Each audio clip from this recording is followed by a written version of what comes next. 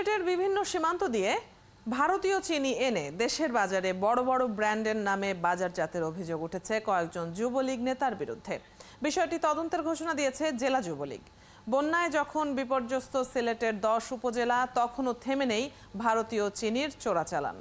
কোম্পানিগঞ্জ, জৈন্তাপুর, কানাইঘাটের সীমান্ত দিয়ে মাথায় বস্তা নিয়ে সারি বেঁধে ভারত থেকে চিনি নিয়ে আসছে চোরাকারবারীরা। কোথাও আবার সীমান্ত পেরোতে ব্যবহার হয় পানি নিষ্কাশনের সুড়ঙ্গ। সীমান্ত থেকে ট্রাকে করে এই চিনি চলে যায় গোপন গুদামে, সেখানে নামি দামি ব্র্যান্ডের বস্তায় ভরে চালান করা হয় বাজারে। পুলিশ প্রায় এই চোরাচালানের চিনি আটক করলেও পর্দার আড়ালেই রয়ে যায় মূল চোরাচালানকারীরা। ব্যবসায়ীরা বলছেন, চোরাচালানে জড়িতদের গ্রেপ্তার না করলে দেশের চিনি শিল্প ধ্বংসের দিকে যাবে।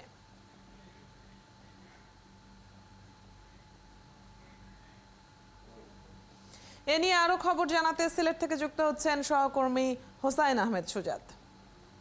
সুজাত, ভারতীয় চিনির চোরাচালান সিলেটের বিভিন্ন সীমান্ত দিয়ে হয়ে আসছে, আমরা যেমনটি দেখছিলাম। তো রাতারাতি তো নিশ্চয়ই তৈরি হয়ে যায়নি এসব রুট। আপনার কাছে এসব রুট সম্পর্কে কি কি তথ্য আছে, আর আইন শৃঙ্খলা বাহিনীর কাছে কি এই সকল তথ্য নেই? আসলে এই যে সমস্যা, যেটা ভারত থেকে সিলেটের সীমান্ত দিয়ে চিনি প্রবেশ করছে, এটা আসলে একদিনে না, বিভিন্ন সময় এটা হয়ে থাকে এবং গেল প্রায় 2 বছর থেকে কিন্তু এই সমস্যাটা চলে আসছে। বিশেষ করে সিলেটের যে সকল সীমান্তবর্তী উপজেলা আছে, বিশেষ করে জৈন্তাপুর, কোম্পানিগঞ্জ, কানাইঘাট, জকিগঞ্জ, এইসব সীমান্ত দিয়ে প্রতিনিয়ত কিন্তু এগুলা প্রবেশ করছে। গেল 3 মাসের মধ্যে কিন্তু বন্যা দেখা দিয়েছে সিলেটে। এই বন্যার সময়ে কিন্তু থেমে নেই এই চোরাচালান। আপনি জানেন যে এই মাসের শুরুতে সিলেটের এসএমপি পুলিশের হাতে জালালাবাদ থানা এলাকা থেকে সবচেয়ে বড় চিনির চালান 14 ট্রাক চিনি ধরা পড়ে, এবং এই 14 ট্রাক চিনি ধরার পর কিন্তু এর সাথে বেশ কয়েকজন স্থানীয় যুবলীগ নেতার নাম উঠে আসে। এখন জন্ম সনদ দিয়ে খোলো বিকাশ স্টুডেন্ট অ্যাকাউন্ট, নিজের বিকাশ নিজে কর। সেখানে জেলা যুবলীগের কয়েকজন নেতা রয়েছেন, মহানগর যুবলীগের কয়েকজন নেতা রয়েছেন।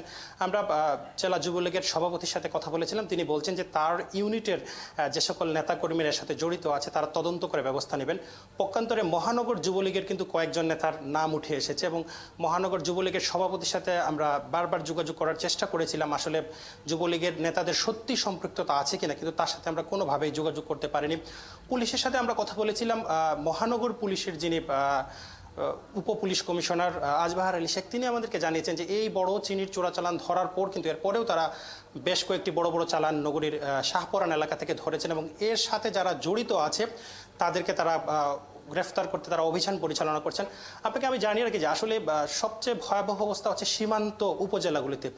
যে কয়েকটি বড় চালান ইতিমধ্যে মহানগরে এসে ধরা পড়েছে, তার প্রত্যেকটি চালান কিন্তু কোম্পানিগঞ্জ সীমান্ত দিয়ে এসেছে, অর্থাৎ কোম্পানিগঞ্জ বর্ডার পার হয়ে সেগুলো বাংলাদেশে প্রবেশ করে তারপর কিন্তু সিলেট ভুলাগঞ্জ সড়ক দিয়ে এসে সিলেট মহানগরে প্রবেশ করে।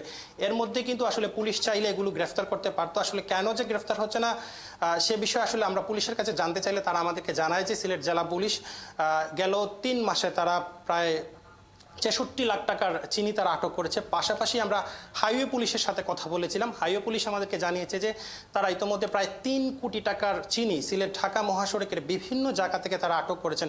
পাশাপাশি আপনাকে আমি জানিয়ে রাখি যে সীমান্ত এলাকা ছাড়াও যে সকল উপজেলার সাথে সিলেটের সীমান্ত নেই, সেই সকল উপজেলা থেকেও কিন্তু চিনি আটক হচ্ছে। ওসমানীনগর উপজেলা, যার চারপাশে কিন্তু সীমান্ত নেই, সেই উপজেলা থেকেও কিন্তু চিনি আটক হচ্ছে। পাশাপাশি বিয়ানীবাজার উপজেলা থেকেও চিনি আটক হচ্ছে। ইতোমধ্যে বিয়ানীবাজার উপজেলায় এই ভারতীয় চিনি চোরাচালানের সাথে সম্পৃক্ত থাকার কারণে কিন্তু ছাত্রলীগের কমিটি বিলুপ্ত করে দেওয়া হয়েছে। সেখানে উপজেলা ছাত্রলীগের 2 জন সভাপতি এবং সাধারণ সম্পাদকের নাম উঠে এসেছিল, তাদেরকে কিন্তু বহিষ্কার করা হয়েছে কেন্দ্রীয় ছাত্রলীগের পক্ষ থেকে।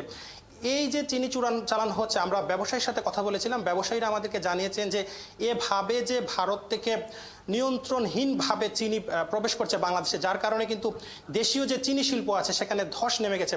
আপনাকে আমি বলে রাখি যে এই ভারতীয় চিনি কিন্তু নামি দামি যে সকল ব্র্যান্ড রয়েছে, বিশেষ করে ফ্রেশ, তীর, এইসব প্যাকেটে করে কিন্তু বাজারজাত করা হচ্ছে, পাশাপাশি সাদা প্যাকেটে করে বাজারজাত করা হচ্ছে। সবচেয়ে বড় যে বিষয় যেটি হচ্ছে, আমরা দেখেছি যে সিলেটের গোয়াইনঘাট উপজেলাতে, কোম্পানিগঞ্জ উপজেলাতে, জৈন্তাপুর উপজেলাতে সাদা প্যাকেটে চিনি বিক্রির পাশাপাশি বিভিন্ন বুইফুর নাম দিয়েও কিন্তু এই সকল চিনি বাজারজাত করা হচ্ছে, যা কিন্তু দেশীয় চিনির শিল্পের জন্য একটা হুমকির ব্যাপার তো বটে। সুজাত, এবারে যে কয়েকজন যুবলীগ নেতার নাম এসেছে চোরাচালানের পেছনে, এই বিষয়টি তদন্তের তো ঘোষণা দিয়েছে জেলা যুবলীগ। আপনার কাছ থেকে আমরা এরকম তথ্য জানছিলাম, কেন্দ্রীয় কমিটি কিছু কি বলেছে কিনা এই নিয়ে, এবং যাদের নাম এসেছে তাদের ব্যাপারে প্রশাসন কিছু বলেছে কিনা? আসলে দেখুন, প্রশাসনের সাথে আমরা কথা বলেছিলাম, প্রশাসন আমাদেরকে জানিয়েছে যে অপরাধী যেই হোক তারা তদন্ত করে যদি দোষ পান তাহলে কিন্তু তারা ব্যবস্থা নেবেন। তবে আমরা জেলা যুবলীগের যিনি সভাপতি আছেন ভিপি শামীম, ওনার সাথে আমরা কথা বলেছিলাম। উনি বলছেন যে উনি বিভিন্ন পত্রপত্রিকা বিভিন্ন সূত্রের মাধ্যমে জেনেছেন যে তার ইউনিটের কয়েকজনের নাম আছে, তারা কিন্তু সেটা তদন্ত করছেন। পাশাপাশি সবচেয়ে বেশি নাম উঠে এসেছে সিলেট মহানগর যুবলীগের বেশ কয়েকজন নেতার নাম। আমরা মহানগর যুবলীগের সভাপতির সাথে যোগাযোগ করার চেষ্টা করেছিলাম, আমরা ব্যর্থ হয়েছি। তিনি আসলে তার সাথে আমরা যোগাযোগ করতে পারিনি আসলে তারা কি ব্যবস্থা নিচ্ছেন। সেন্ট্রাল যুবলীগ আসলে কি ব্যবস্থা নেবে, জেলা যুবলীগ আমাদেরকে যেটা জানিয়েছেন যে তারা এ বিষয়ে সেন্ট্রাল যুবলীগের সাথে কথা বলছেন। সেন্ট্রাল যুবলীগের সাথে কথা বলে ওনারা যে সিদ্ধান্ত দিবেন, যদি তারা তাদের বিরুদ্ধে দোষ পান তাহলে কিন্তু তাদের সাংগঠনিক আইনে যে ব্যবস্থা নেওয়া প্রয়োজন সেই ব্যবস্থাটাই তারা নেবেন। তবে পুলিশ আমাদেরকে জানিয়েছে যে তাদের অভিযান অব্যাহত আছে। বিশেষ করে হাইওয়ে পুলিশ সুপার যিনি আমাদেরকে জানিয়েছেন যে এই চিনিগুলো কিন্তু সিলেট পাড়ি দিয়ে হবিগঞ্জে গিয়ে ধরা পড়ছে, পাশাপাশি সুনামগঞ্জে গিয়েও ধরা পড়ছে। তাদের অভিযান অব্যাহত আছে এবং এই বিগত 3 মাসে সবচেয়ে বেশি চিনির চালান আটক করেছে হাইওয়ে পুলিশ। তাদের আটককৃত চিনির মূল্য 3 কোটি টাকার উপরে। তো এই ছিল আমার কাছে সর্বশেষ পরিস্থিতি। সুজাত, আপনি যেটি বলছিলেন যে বিভিন্ন বড় কোম্পানির নামেও এই চিনিগুলো অবৈধভাবে বিক্রি হচ্ছে, সেসব কোম্পানি থেকে কি কোনো ধরনের উদ্যোগ নেওয়া হয়েছে বা প্রশাসনের সাথে কি তারা কোনো ধরনের যোগাযোগ করার চেষ্টা করেছে বলে তথ্য আছে আপনার কাছে? আসলে দেখুন, বড় কোম্পানি যোগাযোগ করছে অবশ্যই। এই যে জিনিসটা যে বড় বড় কোম্পানির নাম বিক্রি করে কিন্তু এইভাবে ভারতীয় চিনি বিক্রি করা হচ্ছে, সেটা দেখার কথা কিন্তু ভোক্তা অধিকারের। এই যে ভোক্তা অধিকারের কিন্তু কোনো ধরনের অভিযান আমরা চিনির বিরুদ্ধে সিলেটে দেখতে পাচ্ছি না।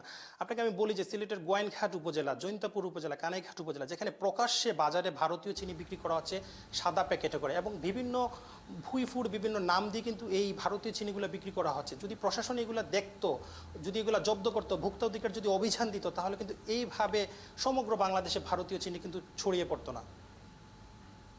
অনেক ধন্যবাদ সুজাত, আমরা বেশ কিছু তথ্য জানলাম আপনার কাছ থেকে এবং এখন দেখার বিষয় যে কর্তৃপক্ষ এ নিয়ে কী ধরনের পদক্ষেপ গ্রহণ করে।